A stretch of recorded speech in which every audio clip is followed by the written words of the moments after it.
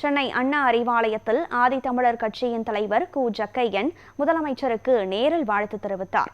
முதலமைச்சர் மு.க.ஸ்டாலினின் பிறந்த நாளையொட்டி சென்னை அண்ணா அறிவாலயத்தில் பொதுமக்கள் மற்றும் கட்சி நிர்வாகிகள் அவரை நேரில் சந்தித்து பிறந்தநாள் வாழ்த்துக்களை தெரிவித்தனர்.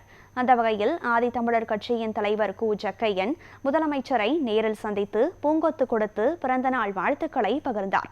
மேலும் அடுத்த 5 ஆண்டுகளுக்கு கூட திமுக தான் ஆட்சியில் அமரப்போகிறது எனவும் 200க்கும் மேற்பட்ட சட்டமன்ற தொகுதிகளில் வரும் தேர்தலில் வெற்றி பெறுவது திமுக தான் என புகழாரம் சூட்டினார்.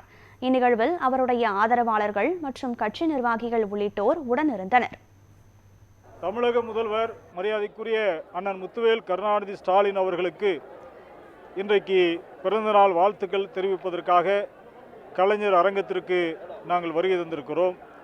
மார்ச் 1 என்பது தமிழர் எழுச்சி நாளாக இன்றைக்கு தமிழ்நாடு முழுவதும் மட்டுமல்ல, உலகளவில் இருக்கின்ற தமிழர்கள் எங்கெல்லாம் இருக்கிறார்களோ அங்கெல்லாம் இந்த கொண்டாட்டம் என்பது நடைபெற்று கொண்டிருக்கிறது.